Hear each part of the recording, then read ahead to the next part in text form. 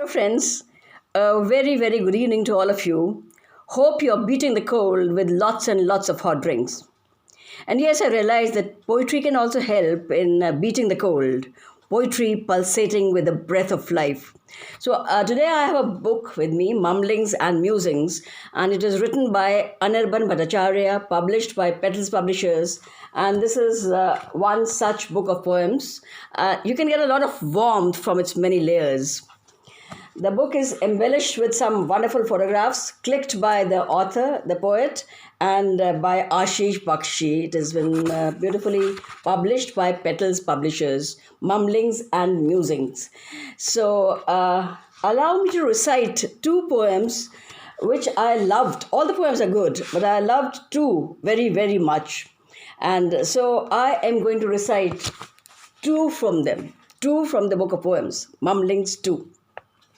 And the poem is accompanied by a wonderful, eloquent picture, a picture which talks a lot. It is a very, very talkative picture. And the poem is Mumblings 2.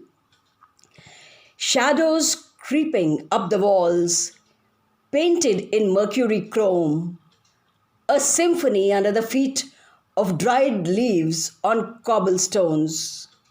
Lonely night guard walking on the empty midnight roads asleep. Listen to the children pray. May my soul the good Lord keep. The swish of the blade, the thud of the hand, the spray of blood creates a land. A suppressed cry of pain and fear, a mother sheds a bloody tear. Purple reminders of whore-like nights, the eyes grow tired. The eyes grow tired. The hand switches off the lights. A very, very powerful poem with a very, very stunning image to accompany it. I really love this poem. And the second one is a very touching poem, a very poignant poem, and it has a picture with the poem is Letter from Home, and the picture has been clicked by Anirban Bhattacharya. The poem is a very sweet poem, a very touching poem, Letter from Home. Is there a letter for me? Is there a letter for me? The 10-year-old me asked. The hostel warden smiled. The hostel warden smiled. I'm sure there'll be one next week. With tears streaming down my face, the only link that I had with home now seemed threatened to be severed. It had been a month. It had been a month since the last letter from my grandfather, who said he would write again, but that he was busy with work.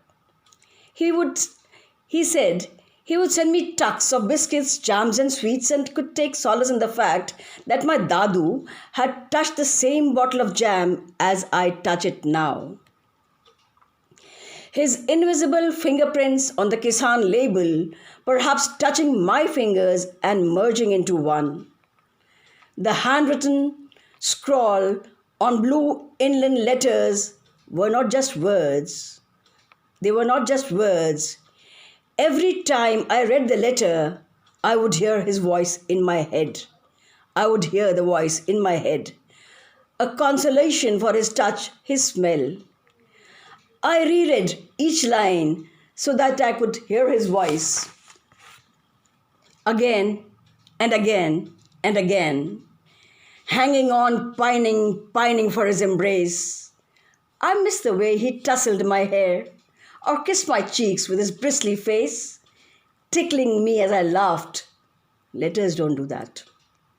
Letters don't do that. But letters help you stay afloat, hanging onto the voice in the head, making you bury your head in the pillow and cry, muffled tears of longing, taking care to not let the senior boys hear you, lest they call you names. Is there a letter for me? Yes, there is, said the hostel warden. I rushed to open the letter so that I could hear my grandfather's voice again. It was a letter from my father. It was a letter from my father. Your grandfather passed away 2 nights ago. Your grandfather passed away 2 nights ago. I cried, realizing that I would never feel his touch again, or be embraced or inhale the sweet smell of the talc on his skin. I realized that I would never hear his voice again. This poem left me with a tingling sensation in the eyes, such a touching poem, Letter from Home. In fact, all the poems are very well written, and all poems are extremely well crafted. And as I say in my note, that they are extremely well crafted, gut wrenchingly hard hitting poems, all of them. They touch your heart and they touch you immensely. Thank you, Anirban, for writing this one. Thank you so much.